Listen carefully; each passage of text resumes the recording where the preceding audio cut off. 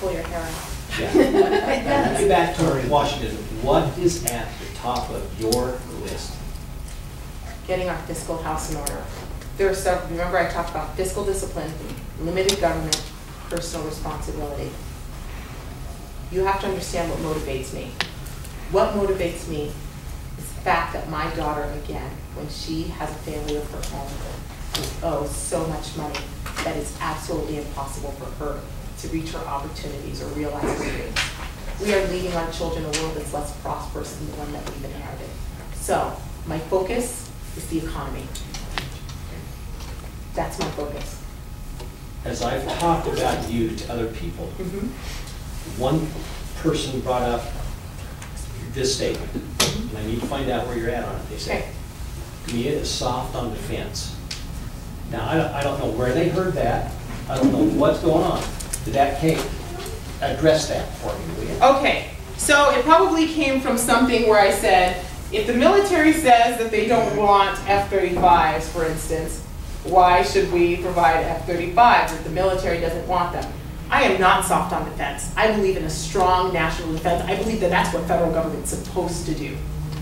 It's supposed to protect us from enemies, or threats, both domestic and foreign. I just want to make sure that we're not wasting money if we don't need to. I want to give our military exactly what they need, when they need it. That's what they're supposed to do. I am not soft on defense. I don't know why anybody would say that. Okay, thank you. I appreciate you. Absolutely not. They have misrepresented who I am. Yeah.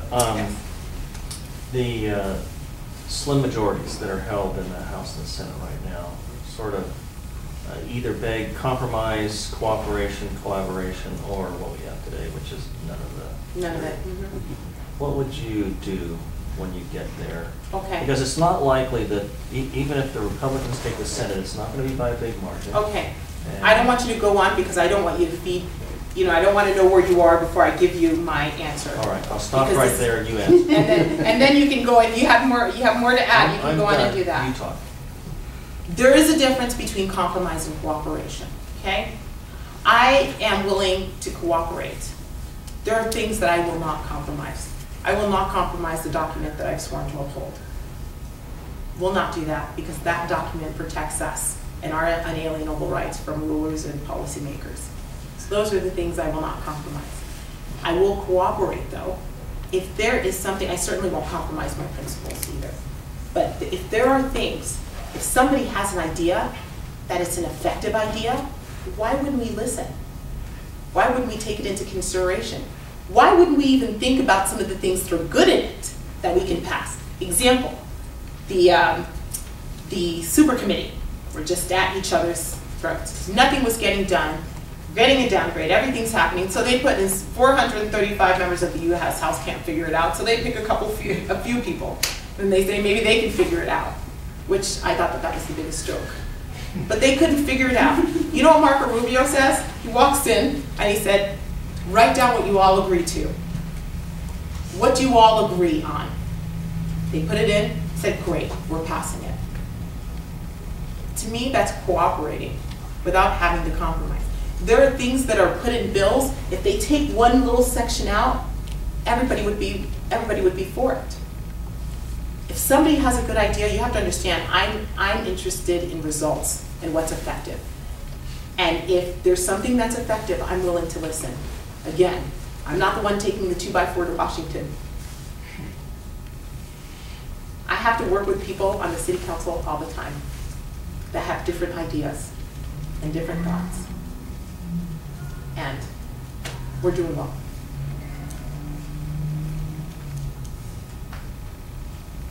Did you have anything else you wanted to add to that? I just didn't want you to lead me anywhere. I wanted you to know. I wanted to tell you. I didn't want to lead you anywhere either. So you think that super committee was faulty just because of the way they constructed it, or because nobody pushed for a solution? It was. The president took a walk on the whole issue. I think it was designed that way. You couldn't figure it out, so you have to create another committee. Do you see the problem that we have? Yeah. Congress can't figure it out, so we're going to form a committee that does it. people can't figure it out here, so we're going to form another. We're going to form another entity that will be able to fix it. Both Just didn't parties make wanted any to get sense. the other parties. That's exactly what happens. It's, you know, hope and change. Now it's fear and blame. That's good. Part of the product of that was that if the budgeting targets and that are not met, spending goes into sequestration, where mandatory across the board cuts. Is that another fiction, or will it happen? I think it's another fiction. I really do. Unless you actually force, and again, I'm very careful when I make amendments to the Constitution, by the way. Very careful, because you never know what it's going to look like later. The one that I would support is a balanced budget amendment, because we are in dire straits right now. Try getting 2/3 of the Senate on that one. Or term That's limits, why, like, again, Yeah. I'm telling you, we are not going to change this country unless we can start sending people to Washington that will start being leaders and getting our fellow Americans to come along with us. We're in trouble. We're in trouble. We've got to start opening up the eyes of people who are just sitting there saying, I want all of my pet projects. You can't get rid of my projects. To say, you know what? You have to understand what I did in my city wasn't popular at the time. It was very unpopular. I mean, I got in, somebody came at me to hold on to the baby contest. I mean, you would think, you know, that would be one of the first things. Somebody came at me and I said, listen, you can run a baby contest, I just can't fund it. Now here we go again. It's a difficult thing. We've got to get our fellow Americans to come along with us. If we don't, you're going to continue getting people that are elected that will continue to funnel money into those areas. Why are you going to do that when half of the population of the country is on food stamps and welfare? entitlement. Okay, here we All right, go. now then, they're not going to elect the people back there that's going to stop that. Well, you are. I am, but You are. I'm talking about that other So, 50%. yes, you are going to elect, and you're going to elect me. Because you know what, when I'm a Republican and I start talking about those food stamps, they can't call me all the names that they've been calling other people, right? I'm going to say my parents came here with $10 in their pockets. They were able to provide a life for myself and my brothers and sisters, and I'm a product of that. If you want your children to be out of this mess that you're in, then you've got to start getting back on your feet. That's great if you can convince Here's the them other that. thing. Here's the other thing. Well, somebody's got to try, right? Who's your best chance of doing that? Can you think of anybody else in this district that is running that would be able to do that? There isn't anyone else. And here's the thing. We incentivize and reward bad behavior and punish good behavior, right? We spend $900 billion on poverty programs that's supposed to end poverty. That's what it's supposed to do. But it continues to grow and grow and grow, which tells you what? It's not working. It's not working. How can they cut back on the amount they pay for those that aren't working, like 96 months of You know what we have to do? That is terrible. Start going the other direction. Exactly. On unemployment. Stop punishing people for actually going to work. Yeah. So if you go to work, stop incentivizing, not being able to work. Right on. Those are the types of things that we've got to do. I can say it. I'm going to say it because my children can't afford to pay for it. We can't afford to pay for it. We keep kicking the can down the road. And your personal story makes you an effective voice. So that's why, even though I am a Democrat, I'm supporting you. Do you hear that, Kevin? Uh-oh. Get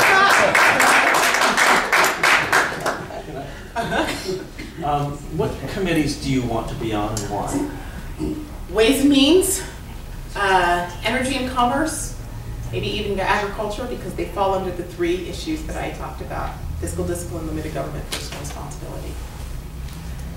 What about education? The Well, school systems on it. Department of Education. Department of Education. Needs to go. Here's the problem with the education again. Okay, under George Bush, the No Child Left Behind. That was bad. Well, the best thing about it was the title, right? It's a great title, Don't Child Left Behind. That's the only thing that was good about it, actually. So they expanded their reach, the Department of Education expanded their reach through No Child Left Behind. Here's the problem with that. In 2008, between 2002 and 2004, Department of Education budget increased by 69.6%. In 2008, our discretionary budget was $56.6 billion, and the mandatory budget was $23.4 billion. Today, our budget sits at around $68 billion. What did we get for that? Nothing. What did we get for that? You know, by my calculations, if we took $500 million and just gave it to every state, we would still save $40 billion. We'd be done with it.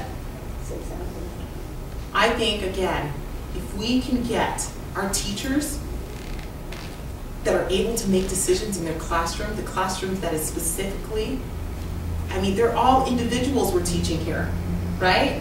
We're teaching individuals. There is not one person in a classroom. There's not another person that's outside of a classroom that's an expert, except for that teacher that's in that classroom. They should be the ones making that decision, and the parents should be the ones making that decision.